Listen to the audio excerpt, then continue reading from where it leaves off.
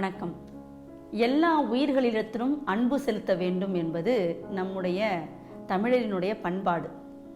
அதையும் தாண்டி இன்னொரு செய்தியை சொல்லுவார்கள், தன்னை போல் பிறரை நேசி. அது என்ன தன்னை போல பிறரை நேசிக்கிறது? முதல்ல உன்னை நேசிக்கணும். உன்னை எந்த அளவுக்கு நீ நேசிக்க கற்றுக்கொள்கிறாயோ அது மாதிரி தான் பிறரை நேசிக்கக்கூடிய எண்ணம் வரும். இப்படி நம்மளை நேசிக்காததுனால என்ன விளைவு வருது? இன்றைக்கு ஒரு ஆய்வு சொல்லுது, மனிதர்களிடையே தன்னம்பிக்கை குறைந்த காரணத்தினால் நிறைய தற்கொலைகள் நடக்குது. இப்போ நமக்கு ஒருத்தரை பிடிக்கலன்னு வச்சுக்கோங்களேன், ரொம்ப அவரை பார்த்தாலே பிடிக்கல அப்படின்னா என்ன நினைப்போம்? அவனை கொலை கூட பண்ணிடலாம் அப்படின்னு நினைப்போம் இல்லையா? அப்படி அடுத்தவர்களை பிடிக்காதவங்களை பார்த்து தான் நம்ம கொலை கூட பண்ணிடலாம்னு நினைப்போம். ஆனால் நம்மையே பிடிக்கவில்லை என்ற காரணத்தினால தான் தற்கொலை நடக்குது அப்படின்னு அந்த ஆய்வு சொல்லுது. அப்போ முதல்ல ஒன்றை நேசிக்கணும். நம்மை நேசிக்காத காரணத்தினால்தான் இன்றைக்கு ஒரு விஷயம் நான் சொல்கிறேன்.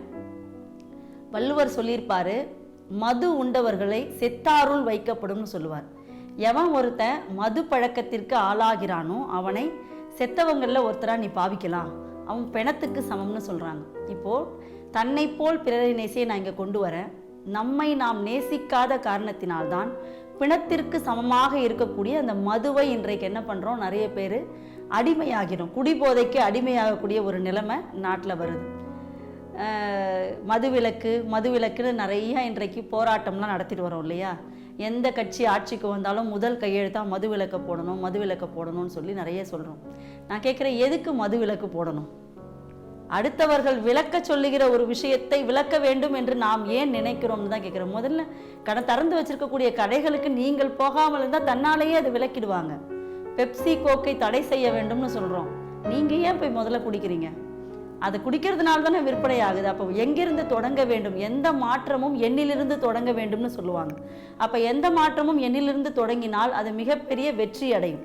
அப்போ என்னை நான் நேசிக்க கற்றுக்கொள்கின்ற பொழுது என் உடலுக்கு தீங்கு விளைவிக்கக்கூடிய, என் மனதிற்கு தீங்கு விளைவிக்கக்கூடிய எல்லா செயல்பாடுகளையும் எல்லா பொருட்களையும் நான் விலக்கி விடுகிறேன். அப்படி நான் விலக்கி விடுகின்ற பட்சத்தில் என்னுடைய உடம்பும் சரி, என்னுடைய மனதும் சரி எந்தவித பாதிப்பிற்கும் உள்ளாகாது என்கிற பொழுதுதான் அங்கே உண்மையான என்னை நேசித்தல் பண்பு என்பது வெற்றி அடைகிறது.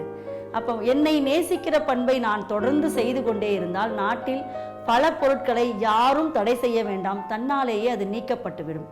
அப்போ நான் என்னை நேசிக்கிற அந்த பண்பை கற்றுக்கொள்ளுகிற பொழுது அடுத்தவரையும் நேசிக்கின்ற அந்த பண்பு தானாக வந்து விடுகிறது. அப்போ அதை தானாக வந்து விடுகின்ற பொழுது உலகத்தில் எல்லாரும் சொன்னாங்க இல்லையா, எல்லா உயிர்களிடத்திலும் அன்பு செலுத்த வேண்டும்னு. முதலில் என்னை நேசிக்க ஆரம்பித்தால் அடுத்த பண்பாக எல்லா உயிர்களிடத்திலும் அன்பு செலுத்த வேண்டும் என்கிற அந்த பண்பு தன்னாலேயே மலர்ந்துவிடும். ஆகவே தன்னை போல் பிறரை நேசி. முதலில் உன்னை நேசிக்க கற்றுக்கொள். அதுவே பின்பு மனித நேயமாக மலரும். நன்றி, வணக்கம்.